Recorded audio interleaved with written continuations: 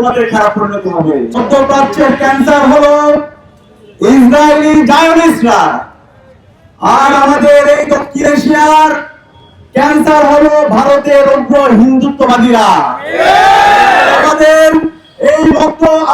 এই দক্ষিণ এশিয়ার ক্যান্সার হলো গুজরাটের কসাইরা।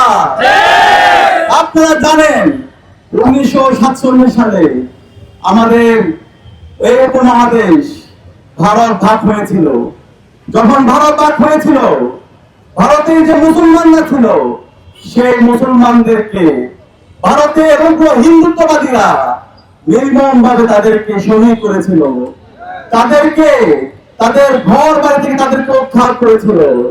আমাদের অসংখ্য মুসলমান ভাই বোনরা তারা নির্বাসিত হয়েছিল এবং পরবর্তীতে অনেকগুলো সাম্প্রদায়িক দাঙ্গা লাগানো হয়েছে।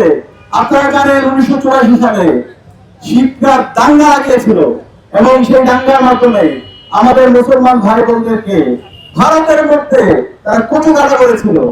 2002 সালে এই গুজরাটের কসাইরা উগ্র হিন্দুত্ববাদীরা আমাদের মুসলমান ভাই বোনদেরকে নির্মমভাবে তারা হত্যা করেছিল, শহীদ করেছিল। এরকম অসংখ্য ঘটনা আমরা দেখতে পেয়েছি। আমাদের ভারতে যারা আমাদের মুসলিম বোনেরা আছে তারা হিজাব পড়তে পারে না, হিজাব পরে তাদের স্কুলে যাওয়ার কারণে, কলেজে যাওয়ার কারণে তাদেরকে বিভিন্নভাবে হেনস্থা করা হয়। আমরা দেখতে পেয়েছি আমাদের মুসলমানরা ভারতের মধ্যে গরু জবাই করার কারণে, গরু খাওয়ার কারণে তারা মব লঞ্চিংয়ের শিকার হয়েছে। তাদেরকে প্রকাশ্যে দিনের বেলায় তাদেরকে গণপিটুনি দিয়ে হত্যা করা হয়েছে। এবং ভারতের যারা সুশীল সমাজের যারা প্রতিনিধি আছে, যারা বুদ্ধিজীবীরা আছে, তারা এই ধরনের হত্যাকাণ্ডগুলোকে বৈধতা দিয়েছে, যেটা পৃথিবীর ইতিহাসে সবচেয়ে ন্যাক্কারজনক ঘটনা। আপনারা দেখতে পেয়েছেন তারই ধারাবাহিকতায় আমাদের কাশ্মীর, যে কাশ্মীরের আজাদির জন্য আমাদের মুসলমান ভাইরা দীর্ঘদিন ধরে লড়াই করছে, সেই কাশ্মীর আমাদের মুসলিম সম্প্রদায়কে তারা কেন্দ্র থেকে শাসিত এবং শোষিত করেছে।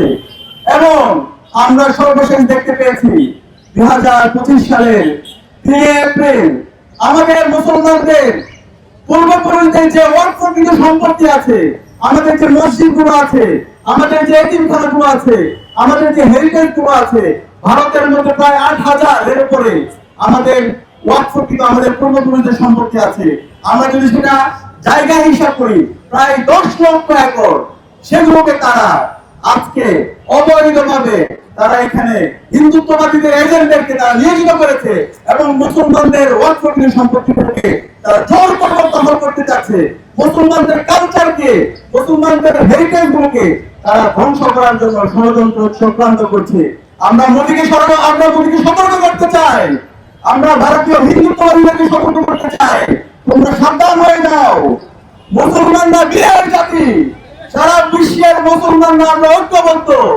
আমাদের পূর্বপুরুষের সম্পত্তি নিয়ে তোমরা যদি অন্যায়ভাবে দখলদারিত্ব করতে চাও, তোমাদের পরিণতি বাংলাদেশে তোমাদের দূষণ খুনে হাসিনার যে পরিণত হয়েছিল তার চাইতে তোমাদের খারাপ পরিণতি হবে। অনুরোধ করবো সারা বিশ্বের মুসলমানদেরকে, আপনারা ভারতের আধিপত্যবাদের বিরুদ্ধে, হিন্দুত্ববাদীদের আধিপত্যবাদের বিরুদ্ধে, গুজরাটের কসাইদের আধিপত্যবাদের বিরুদ্ধে আপনারা ঐক্যবদ্ধভাবে আপনারা কথা বলুন। আমরা যদি ঐক্যবদ্ধভাবে কথা বলতে পারি, তারা আমরা এই উগ্র হিন্দুত্ববাদীদেরকে আমরা এই ভারত থেকে, আমাদের ভারতকে আমরা মুক্ত করতে পারবো এবং আমাদের কাশ্মীরে আমাদের ভাই বোনরা আজাদি পাবে, আমাদের ফিলিস্তিনের ভাই বোনরা আমাদের আজাদি পাবে ইনশাআল্লাহ। সে কারণে আমাদের সবাইকে অনুরোধ করবো আমরা ঐক্যবদ্ধতার সাথে সকল অন্যায়ের, সকল জুলুমের আমরা প্রতিবাদ করবো। এবং এর পাশাপাশি আমরা বলতে চাই, গুজরাটের কসাইকে বলতে চাই, তোমরা বাংলাদেশের গণহত্যাকারী, শিশু হত্যাকারী খুনে হাসিনাকে তোমরা জায়গা দিয়েছো এবং তোমাদের যে মিডিয়া আছে সেই মিডিয়ায় ক্রমাগতভাবে তোমরা বাংলাদেশের বিরুদ্ধে বিভিন্ন ধরনের অপপ্রচার চালাচ্ছ। বাংলাদেশে যে সাম্প্রদায়িক সম্প্রীতি আছে সেই সাম্প্রদায়িক সম্প্রীতিকে নষ্ট করার জন্য তোমরা ক্রমাগতভাবে বিভিন্ন ধরনের প্রপাগান্ডা চালাচ্ছ। কিন্তু বাংলাদেশের আপামর ছাত্র জনতা তারা যথেষ্ট তারা সচেতন। আমাদের এই দেশের যে দীর্ঘদিনের সাম্প্রদায়িক সহাবস্থান আছে, সাম্প্রদায়িক যে সৌন্দর্য আছে, সেটা আমরা বিশ্বের বুকে নজির স্থাপন করবো ইনশাআল্লাহ।